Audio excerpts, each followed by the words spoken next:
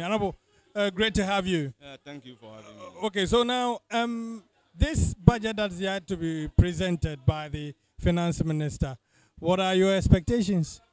Well, as usual, my expectation is that the finance minister is coming to quote the Bible, hide behind the Bible, create, loot, and share. Example is the National Cathedral. Yes, that relates to his quotation of the Bible. But what are we saying? It's creating, they are looting, and then they are sharing. And I'm expecting to see him quoting the Bible the same. In fact, they will come. And what will representing the creating, looting, and sharing? Well, they came to this house that they are going to establish National Cathedral. But what is happening? The monies dedicated for the construction of National Cathedral, what are the monies? The project is still at the grassroots. A huge amount of money has been spent on it. So am I wrong in saying that they will again come, quote the Bible, hide behind God, create, loot, and share?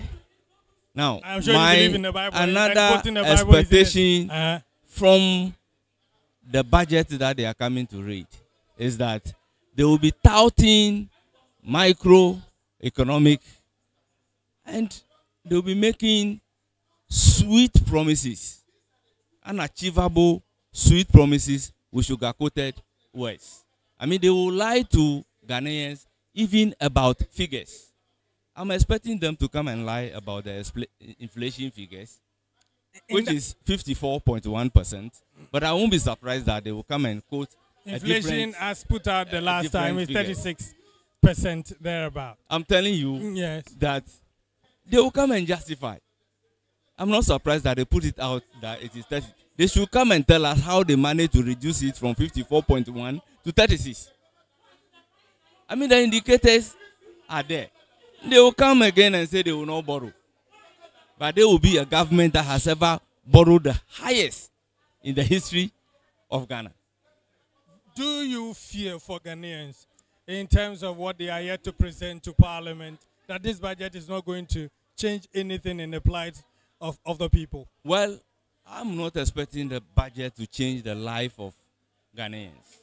Because looking at the level of inflation, how much was the level of the increase in wages and salary as matched with inflation?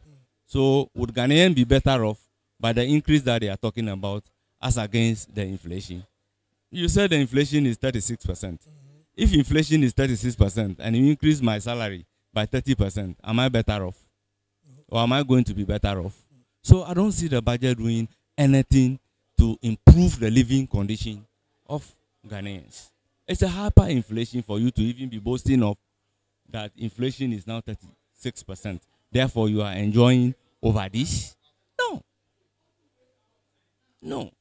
Now, tell me, promises that they have made in the budget, the one that they have fulfilled to Ghanaians. You understand? Yeah, I get it. So, this budget having the input from somebody who is classified by Google as the biggest liar in Ghana, you can imagine what they are coming to tell us. They will use tantalizing words, but they will not live up to their words. Let me take you to what your colleagues have already expressed, that they appear to be a certain amount of taxes that Ghanaians should brace themselves up. Is that what you're also picking?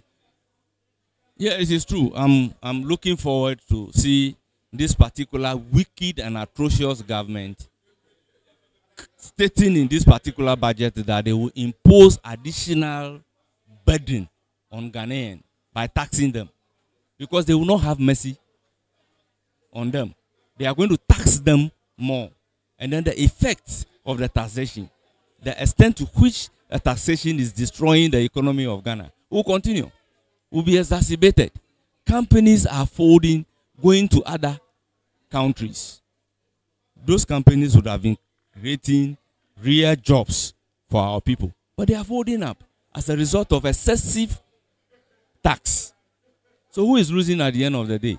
It is the citizens who are losing at the end of the day. Is it So I will classify this particular budget to be saying a fair deal well to the MPP government. The budget is what? Fair deal well to the MPP government. Oh. Yes. Should Ghanaians brace themselves up for something much tighter than what they are experiencing now, per what you are saying? You know, the economy under the MPP, the economy under Nana Akufo-Addo and Bawumia is destroyed. So Ghanaians must not take this government for anything. They will tell us that, oh, the economy is not destroyed. They will not go under IMF. What are we seeing now? What are we seeing now? They are under IMF. So whatever they will be telling us in the budget, we shouldn't take them serious. They are just sweet promises with sugar-coated words. They don't have the ability to achieve all that they will be telling us. But I am expecting them to come and impose heavy taxes on Ghanaians in this particular budget. Let me try and find out from you. Akatsi South is in the, how do I call it? Is it the Volta region? Yes. Southern part of the Volta southern region. part. Yes. Let me take you there and ask, how are your people faring so far as the spillage is concerned? Well, I have not been affected by the spillage. Okay. Your area is safe? Yes.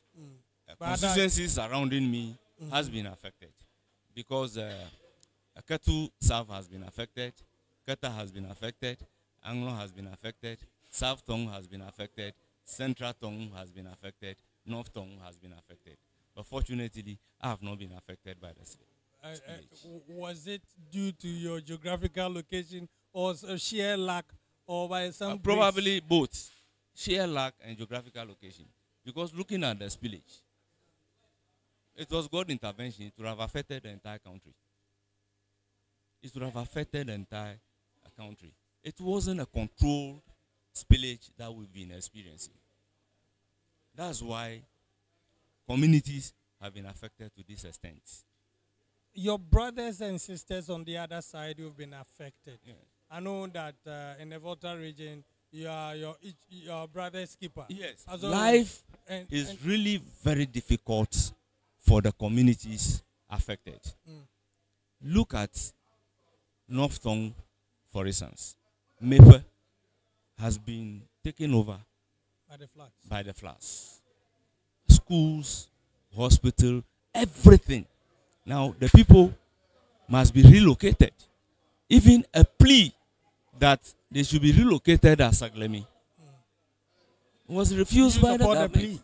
Yes, I supported the plea. Because the people fit to contain the people. Yes, it can contain the people.